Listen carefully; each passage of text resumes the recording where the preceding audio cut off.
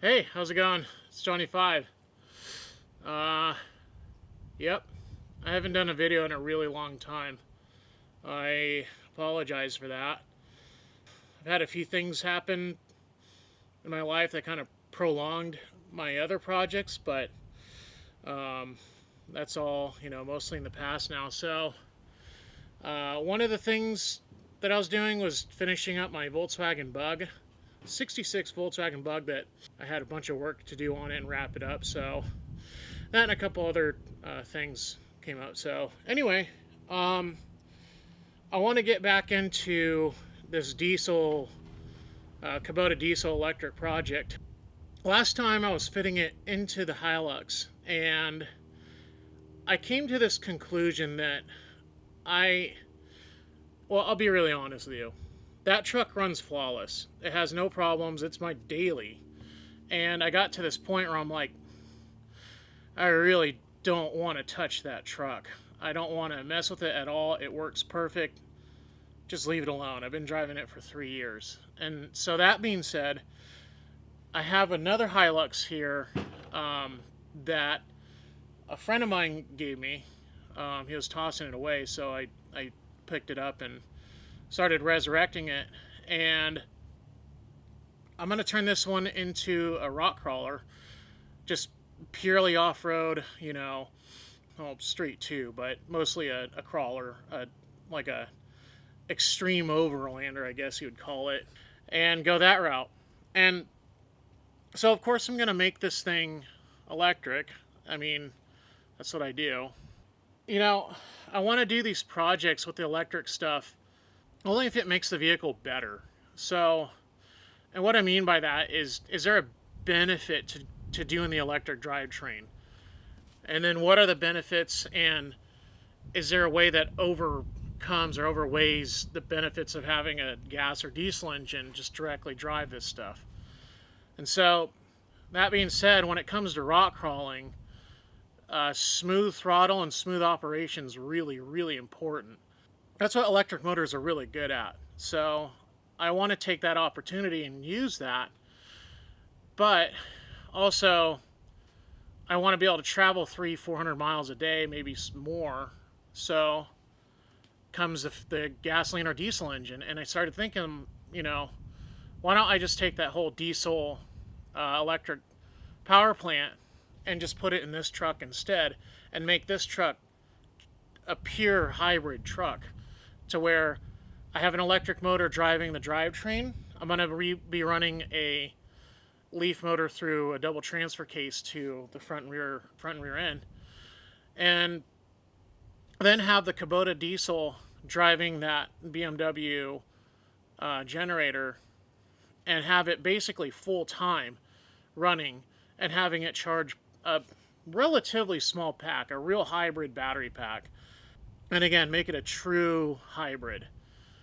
And so that's the route I'm going to take. I started getting going on this, and the whole reason I started thinking about rock crawling was a good friend of mine, Corey. He does Ultimate Adventure and Ultimate or Extreme Ultimate, yeah, UA. I forgot what they call it now, but he does that, and it got me inspired to be like, hey, that sounds like fun. I mean, I don't know if I'll ever be able to go do that, that with those guys, but at least go out there and go crawling and, have that sort of thing and do that sort of thing. It sounds really cool. And so that's what inspired me to build the truck, another truck in the first place.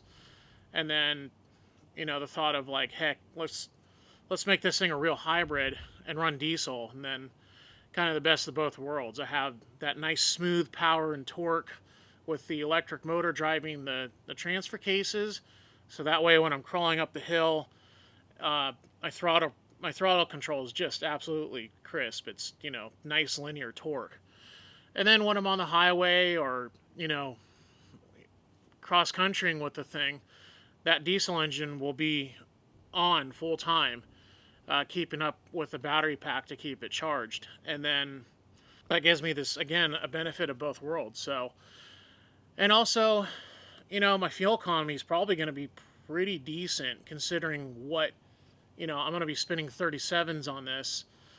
And if this thing gets anywhere over 10 miles to the gallon, it's going to be a win, I think. And I think I'm going to be closer to like 20. That's a huge guess right now. But, I mean, that being said, that's a big benefit to have really good fuel economy and something that really shouldn't. And then have good torque and power and something that really shouldn't. So, yeah, that's about it. I'm going to go ahead and order up that Kelly controller that I talked about last time with the whole, I never actually explained that. The tariff thing kind of screwed that up for a little bit. So that, it's another headache that I was trying to figure out. So that should be resolved now. I'm going to go ahead and, again, order that controller probably in the next few days, get it here. And I'm going to build the battery pack on the ground for this truck. 16 of the Honda Clarity cells. They're really cheap. I get them through my friend Jehu, like $60 a piece. And I got 16 of them.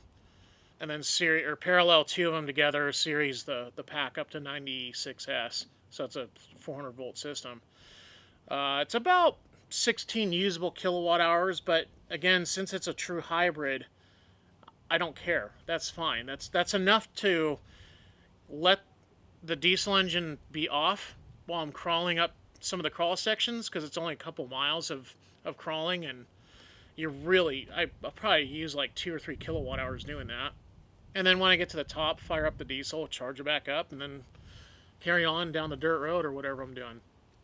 And so Honda Clarity cells, they're really good. They do 400 amps each on a burst.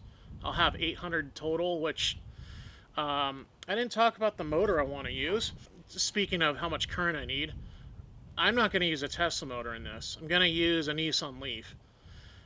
And I want to use a Nissan Leaf motor because, man, they're really reliable. And if you look at the build quality of the Leaf motor, it is like super beefy. Like, the thing was built to do like 300 or 400 kilowatts, it looks like. The thing's insanely, like, the webbing on it is super gnarly, the casting's gnarly. I mean, it's dense, and it's only an 80 kilowatt motor. So me and my friend Corey dubbed it the 22R of electric motors because it's just like an unkillable motor. So I want to run one of those instead of the Tesla, because the Teslas they're really powerful, but with anything that makes a lot of power, they can be finicky. And Lexi's already on her, third differential, so it breaks stuff when you have that much power. So having less power is probably a good idea in this case. And again, I have a ton of torque from that motor, so it's going to be kind of a perfect setup. So anyway, that's it for this episode. I'll try to be more frequent. Sorry again for having such a huge duration of time that I wasn't on camera or didn't, any of that, but life happens. So hopefully I can make this work and get back on the road with it. So I'll see you soon.